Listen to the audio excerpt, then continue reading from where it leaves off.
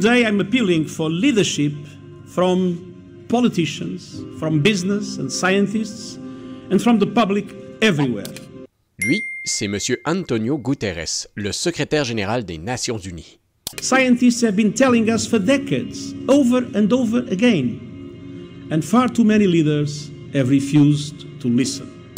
Il était présent le 12 décembre 2015 à Paris, alors que 197 leaders de pays se réunissaient sous la bannière des Nations Unies afin de signer le fameux accord de Paris. Cet accord devait mettre en place des actions concrètes pour lutter contre les changements climatiques.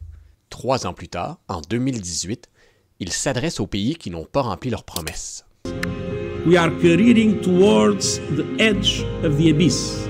It is not too late to shift course, but every day that passes means the world eats up a little more and the cost of our inaction mounts.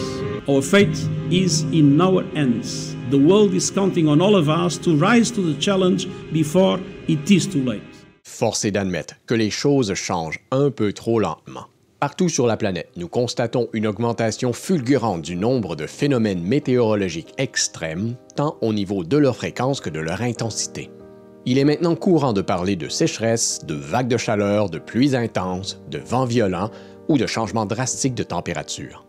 La lutte contre les changements climatiques constitue un enjeu prioritaire et vital pour la survie de l'espèce humaine et de la vie sur Terre.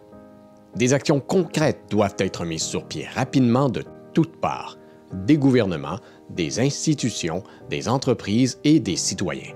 Heureusement, aux 4 coins du globe, nous voyons de plus en plus de politiques environnementales s'adopter et d'initiatives éco-responsables audacieuses naître au sein des communautés.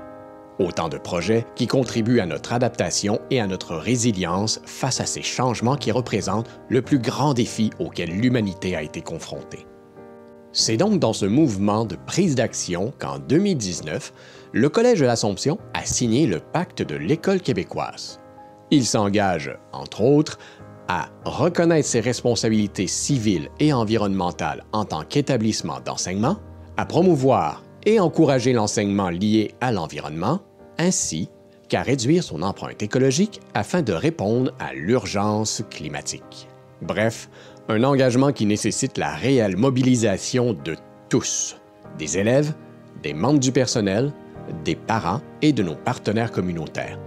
En 2021, le Collège débute officiellement sa démarche de transition écologique. Accompagné de l'équipe du Lab 22, nous avons évalué notre empreinte écologique, c'est-à-dire l'impact de nos comportements sur l'environnement. Nous avons, dans un premier temps, procédé à une caractérisation de nos matières résiduelles. Question de savoir en quoi consistait le contenu de nos poubelles et de nos bacs de recyclage. Il faut l'avouer, le constat fut douloureux. Les membres du personnel et les élèves produisent à chaque année 14 283 kg de matières résiduelles. Pour vous donner une idée, cela équivaut à 5,3 classes remplies de déchets ou encore à 51 camions à ordures. C'est énorme. Surtout si l'on pense que 81% de tout ce qui est jeté aux poubelles pourrait et devrait être recyclé ou composté grâce à un meilleur tri.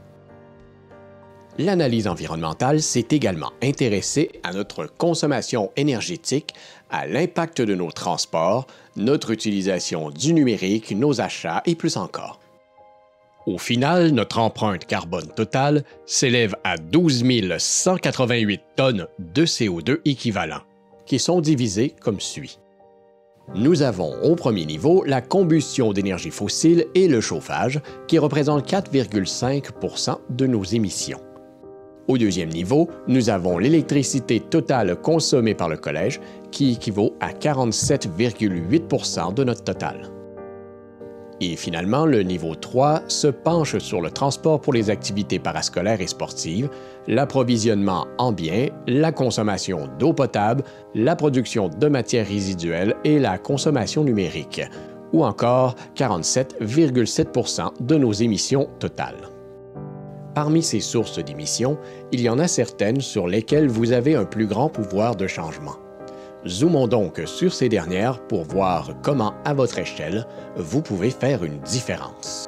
Donc, Dans ce 47,7% initial, c'est 84,5% de ces émissions qui sont directement imputables au transport scolaire et au voyage. Ensuite, la deuxième plus grande source de ces émissions concerne la gestion de nos matières résiduelles, avec 9,5%. Par ailleurs, vous pouvez avoir un impact direct sur ce volet des matières résiduelles, puisque la grande majorité de celles-ci proviennent de la salle de récréation, de l'annexe et bien sûr de la cafétéria. Enfin, le pourcentage restant, qui équivaut à 113 tonnes de CO2 équivalent, est lié à nos approvisionnements tels que l'achat d'ordinateurs et de tablettes, de papier, de matières promotionnelles et même à notre utilisation d'Internet. En résumé, vous pouvez avoir un grand pouvoir dans la réduction de nos émissions par les choix que vous faites au niveau des transports ainsi que par la gestion de vos matières résiduelles. Et c'est aussi dans cette optique que le Collège a pris la décision de compenser les gaz émis par le transport parascolaire avec la plantation d'arbres. Mais le grand chantier de l'année sera certainement la sensibilisation à un tri intelligent et responsable de nos matières résiduelles avec l'implantation de la collecte des matières organiques tant à la cuisine que dans les aires de repas. Vous verrez donc, dès janvier, apparaître de nouveaux îlots clairement identifiés. Évidemment, la collaboration de tous sera nécessaire afin de valoriser un maximum de matières résiduelles. Car pour répondre aux enjeux de l'urgence climatique, nous devons dès maintenant modifier nos pratiques et adopter des comportements respectueux de l'environnement. C'est ensemble que nous relèverons le défi de la transition écologique, car la solution passe aussi par vous.